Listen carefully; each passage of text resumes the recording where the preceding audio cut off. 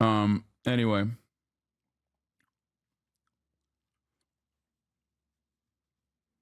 So let's get to it. Let's get to the news, ladies and gentlemen.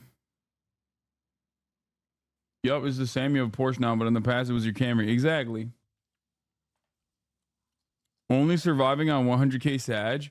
Brother, we live in Joe Brandon's America. Depending on where you live in Joe Brandon's America, $100,000 no longer, keeps you afloat. That's like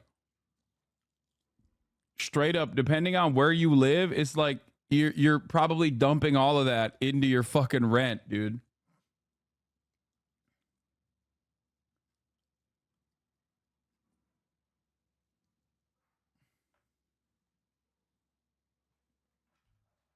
Israeli minister lose it over Spain. Deputy prime minister saying from the river to the sea. Oh, hell yeah. Yeah, just Israeli leadership being normal again. I love that. Love to see it.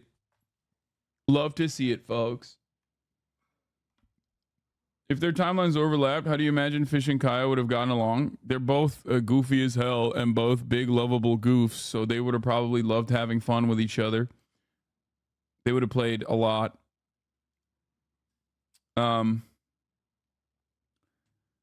Anyway, all right, let's get started. Ladies and gentlemen, UN's top court, the International Court of Justice, has dished out a little bit of justice. They are ordering Israel to halt military operations in Rafah. Of course, Israel is not going to comply with that. Let's be for fucking real. But here it is. I'm Geeta. We begin in The Hague, where judges at the International Court of Justice, that's the United Nations top court, have just ruled that Israel must immediately halt its military offensive and other actions in Rafah, citing the immediate risk to the Palestinian people. It also ruled that Hamas must immediately and unconditionally release its hostages. Let's listen to what the judge, who was speaking in the past half an hour, had to say. The court records that in accordance with Article 75, paragraph 2 of its rules, when a request for the indication of provisional measures has been made, it has the power under its statute to indicate measures that are not in whole or in part other than those requested. In the present case, having considered the terms of the provisional measures requested by South Africa and the circumstances of the case, the court found that the measures to be indicated need not be identical to those requested. The court considered that, in conformity with its obligations under the Genocide Convention, Israel must immediately halt its military offensive and any other action in the Rafah governorate which may inflict on the Palestinian group in Gaza conditions of life that could bring about its physical destruction in whole. What? Do you think that Hamas has made threats against the UN court and that's why they're ruling on it like this? No, I don't think that. I think it's because Israel's actions are so genocidal and so apparent, like so flagrantly genocidal, which is weird to say. I guess there's like a level of genocidal sentiment and ideation that you can engage with that basically is considered to be, something that you can turn a blind eye to. That is the reason why I believe they're doing this, though. I think that they are doing this not because they're threatened by Hamas or some shit. If anything, they're more so threatened by America. Like, literally, America is openly antagonistic to both the ICC and the ICJ at this point, and the UN, and anyone and everyone that dares go against Israel. It's pretty crazy. It's pretty crazy, the circumstances that we're experiencing. It's like if all of these international organs of justice that we created in the aftermath of World War II existed pre-World War II, and like Nazi Germany was the hegemonic superpower and utilized those organs to basically conduct its genocidal affairs and use those international courts and these international organs of justice to basically prop up whatever the fuck they were doing and legitimize whatever the fuck they were doing. It is actually crazy. Or in part.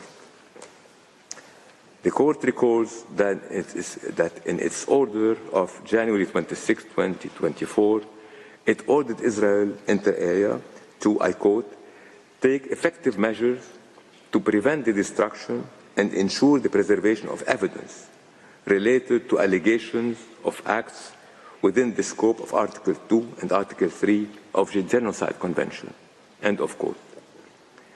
In the present circumstances, the court is also of the view that in order to preserve... They can demand it, but does that mean Israel will have to listen and halt military offensive? No, Israel will not have to listen. It's like when I tell you that there's a 3-minute ad break at the top of the hour, it doesn't mean that you have to subscribe to avoid it, right? Like you can just see the 3-minute ad break at the top of the hour and that'll be fine for you. For some people, it's all right. For others, though, if you don't want to see the 3-minute ad break at the top of the hour, all you need to do is subscribe for $5 or for free with a Twitch Prime or by getting gifted a sub. If you are lucky, here's a 3-minute ad break now. Once again, as I have mentioned time and time again, Jacob Johns, thank you for the 5-tier-1 gift of subs, allowing 5 people to no longer see the ads at the top of the hour. This is not about like who has the power. There is only one group that has the power. There's only one country that can enforce any kind of regulation in this process. That country is the United States of America. Its refusal to do so means that Israel has the go-ahead and will continue to do whatever the fuck it wants to. Okay? That's it. The UN doesn't matter. The ICJ doesn't matter. The ICC doesn't matter. None of this shit matters. If the rest of the world could universally say, no, fuck Israel, they're not allowed to do this, it's bullshit. And if America said, ha, you're wrong, Israel gets to do whatever it wants, then Israel could do whatever the fuck it wants. However, this is still incredibly significant, just like the ICC arrest warrants and the application even of an arrest warrant for an Israeli leader is massively consequential, massively significant, a genuine sea change. This is also massively consequential and very significant. Why? Because it is yet another step in the right direction. It is a change of course from international organs of justice. It is going against American hegemony. All of this is very important. Okay? Even if the Security Council decided, well, in a world where, let's say, America had removed themselves from the Security Council and the UN Security Council decided to enforce a ceasefire, Israel could still do whatever the fuck it wanted to. The only reason why the UN Security Council and its decisions would be important is because America's on the Security Council, and when America doesn't veto a thing against Israel, that means America is openly stating Israel has gone too far. That's it. If we undermine the significance of this, there's a corollary question for people to ask themselves. What does a protest directly accomplish? Yes. This is massively consequential, just like all of the protests are massively consequential. All of this is important. Like I said, there are many different vectors of pressure, and it is important to hit this issue on all fronts. Okay? Public pressure in the form of protests and international pressure from these organs of justice, from leaders of countries in the Western world, leaders that are firmly inside of the imperial core. All of this is massively important in moving the needle in the right direction. Why don't you go to a protest then? Famously, I hate going to protests, and I never attend protests. Thank you, Chatter, for living in your own schizophrenic world where you have hallucinated that. I hope that that was an ad debate, even though we already ran the ad break.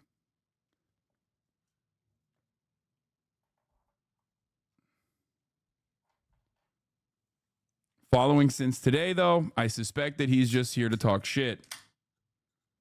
15-minute follower, following since today.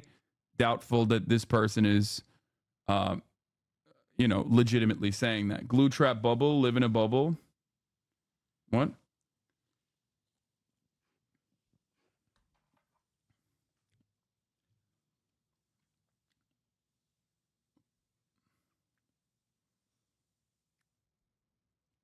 Anyway, This is like the chatter the other day that refused to look at a whole video and not just a clip. Yeah, I know.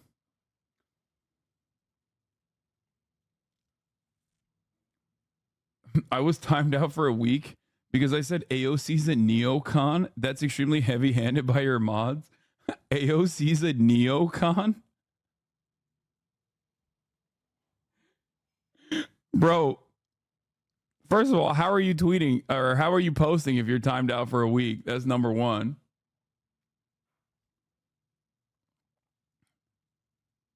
And number two, what the fuck do you mean? I had to make a new account, lol. We know.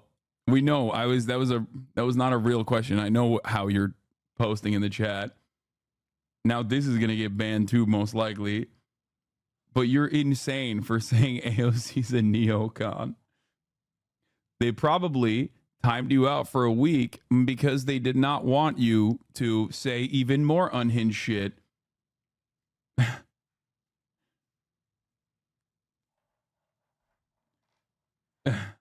Why is she so hawkish towards Russia? Yeah, I know. That I think being hawkish towards Russia does not make one a neocon. I'm just gonna, I need you to understand words have meaning. Okay? Like being aligned with the American State Department on like against Russia, it depends on like what kind of energy you're placing, especially considering that the Progressive Caucus literally pushed originally for a pretty apt provision that they immediately had to go back on because they got fucking bullied. But they also talked about conditional aid to Ukraine with the goal of like reaching a ceasefire agreement. If you remember, the Progressive Caucus did that, and immediately everyone was like, "You guys are fucking crazy." Blah, blah, blah, blah, blah. But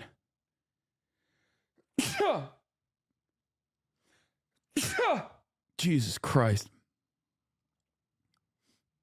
Libs on Twitter are creaming their pants over Caitlin Collins, pressuring Theodore Jebediah Cruz. Oh, Charlotte ladder climber.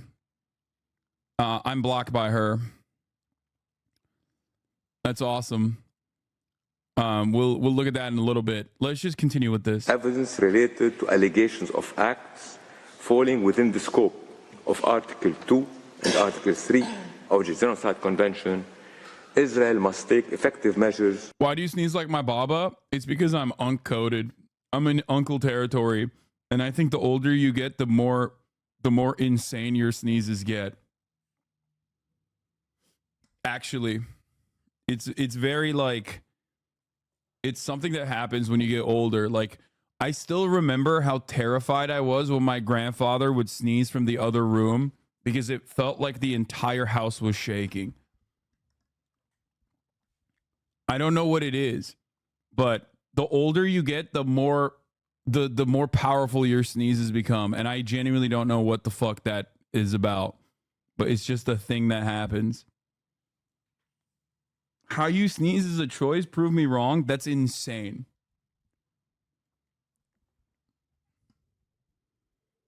To ensure the unimpeded access to the Gaza Strip of any commission of inquiry, fact-finding mission, or other investigative body mandated by competent organs of the United Nations to investigate allegations of genocide. I'm going to pee.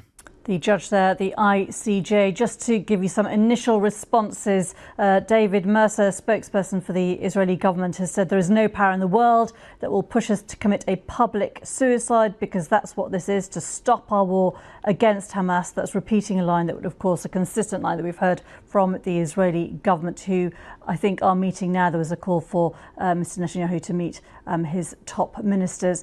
And Hamas, as reported by the Reuters news agency, has said that they welcome the ICJ plan to send the investigation committee into Gaza. They say they would promise any cooperation that they can give. And they have said that they welcome the decision on Rafah, saying it doesn't go far enough. It's urging an end for Israel's offensive on all of Gaza and looking at whether the Security Council will now look to try and implement this ruling.